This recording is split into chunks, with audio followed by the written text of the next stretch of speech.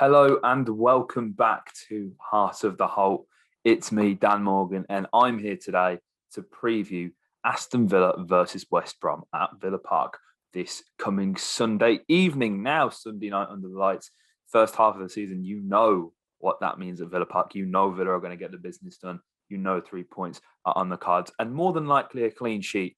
However, this might be a different occasion. We know Villa haven't quite been at the same level since about January, since the COVID outbreak. It's no surprise, but since January, Villa in the form table are actually 16th, which is not good at all. So a win against West Brom with the tough running that we have coming up just to see out the season would see Dean Smith and Aston Villa very nicely. We are, of course, relatively safe on 44 points. I don't see any of that changing. However, wins breed confidence, and that is what you need to climb up the table. Have a strong end to the season. Look to carry that kind of momentum into next season. So here I am, and yes, I'm wearing my hat. I just got back from work. Please forgive me. The trim will not be on the show today. But shout out to Luke Robinson, because we're going to be doing a podcast where he cuts our hair. But less of that. I'm going to give you the 5 reasons, the 5 things that Aston Villa must do to beat West Brom on Sunday. Let's go. Now, first of all, a man who's in actually very good form at the moment, Callum Robinson, the former Villa man, has scored 3 goals in his last 3 appearances for West Brom in the Premier League, with 5 so far this season. Now, his return isn't the best in terms of goals, but he is a player that kind of gets involved in and around the box. He does a lot of relentless pressing off the ball. Callum Robinson is a very useful asset for any team, I'd say, certainly top half Championship, bottom half Premier League. And with a return to his old stomping grounds on the cards, it's just poetry in motion. He's going to score against us. I mean, I don't see any other option. Interestingly about Callum Robinson, and you guys who watch the channel know my affiliation, my love, my desire for XG. Callum Robinson has actually outperformed his XG by double. His XG so far this season has only been 2.5 goals for the whole season, and he's scored 5. So that is quite remarkable.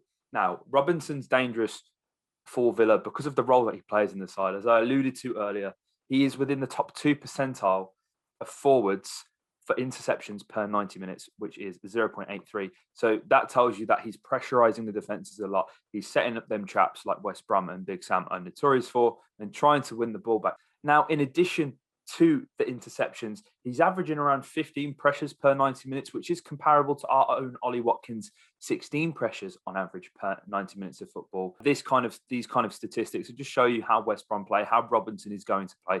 May not always be directly involved in the goals, but in terms of pressurising defence when they're out of possession, that is what they're going to be looking for. Number 2, Villa's midfield have to step up. And I mean have to, because they were shambolic against Manchester City.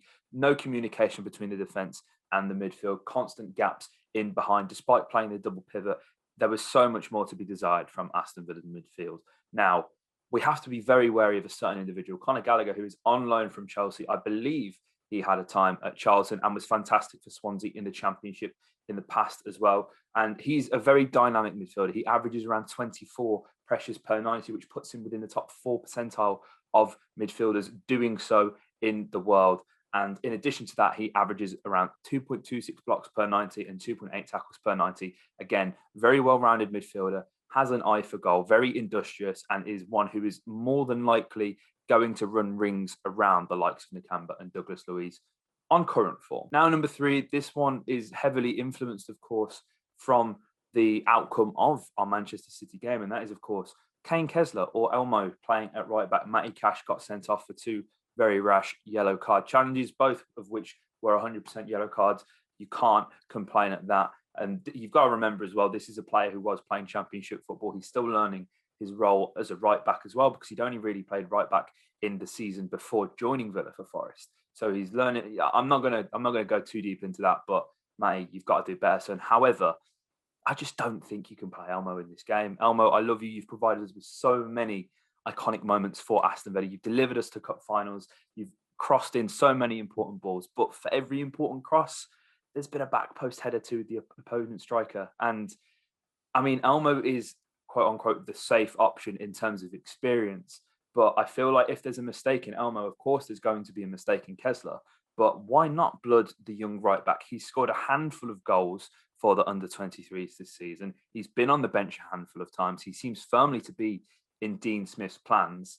why not get him blooded in now? I feel like we're the only guys on YouTube on the Villa Filler calling for as many youngsters to play, but the season's kind of fizzled out, and this presents a very good opportunity, a very unique opportunity for Kessler to make his mark on the first team. Now, number 4, John McGinn only managed to score his second goal this season in the Premier League. Can you believe it? Against Manchester City the other night. And generally, he looked much better playing further up the pitch as more of a traditional 10, if you can call it that, the position that we've seen him occupy for Scotland, which is almost an auxiliary striker at times as well, to be perfectly honest. And playing in this 4-2-3-1 with this 10, with this attacking midfielder, John McGinn suits that role very well, in my opinion. And Who Scored also agree with me. He averages a match rating of 7.08 per 90 minutes when playing further up the pitch, which compares to 6.85, which is where he's operating in a double pivot as more of a defensive midfielder. So you can see statistically he is better further up the pitch when he's got that eye for goal. I believe he scored 10 in 14 for Scotland, I think. Quote me on that if I'm wrong in the comments below. They're very impressive numbers. And the thing is with McGinn, he's averaging this season so far around 2.6 shot creating actions per 90 minutes of football that he played. For me, that warrants a position further up the pitch and see what he can truly do further up the pitch. Obviously, with Jack out, Ross hasn't stepped up, which is a whole other podcast. John McGinn can be the one to fill the boots in number 10. And finally, this is a really interesting one as well, I think, because Jacob Ramsey obviously kind of played in the Jack Grealish role, that free role, kind of floating in between the wings and the midfield against Manchester City. Came off at half-time in favour of Keenan Davis coming on, which was a strange one, I thought, because Ramsey was the only Villa player who was confident enough to receive the ball on the half turn and try and get play moving forward. Now, doing that against, the champions, they're going to be the champions, Manchester City. That to me is really impressive. Obviously, he was injured as well. I do believe, obviously, he took that knock from John Stone, so maybe that played into it as well. I'm not too sure, but I'm really interested to see. I'm fascinated to see Ramsey in this kind of auxiliary winger position, because he's a player who I love so much. I love what he's about. I love his game. He just kind of glides with the ball so nonchalantly. He is a wonderful player, and I'll be very fascinated to see if Dean persists with Ramsey out wide again against West Brom. And there we go. There are my 5 things that Aston Villa must do in order to beat West Brom on Sunday. It's going to be very tough. West Brom have picked up some very good results. Obviously, there's a win against Chelsea. I know they lost last night to Leicester 3-0 in what was a smothering, essentially. And I'm not expecting another game because Villa don't necessarily have that pace that Leicester do. However, this is a must-win game for both sides. So you really don't know what's actually going to come of this. It's going to be quite interesting to see. So if you enjoyed this preview, hit a like, comment your thoughts below with your score predictions. And if you're not subscribed, subscribe to the channel. It's free. Dan and I will be back Sunday evening with another edition of the Villa Filler podcast. Up the Villa.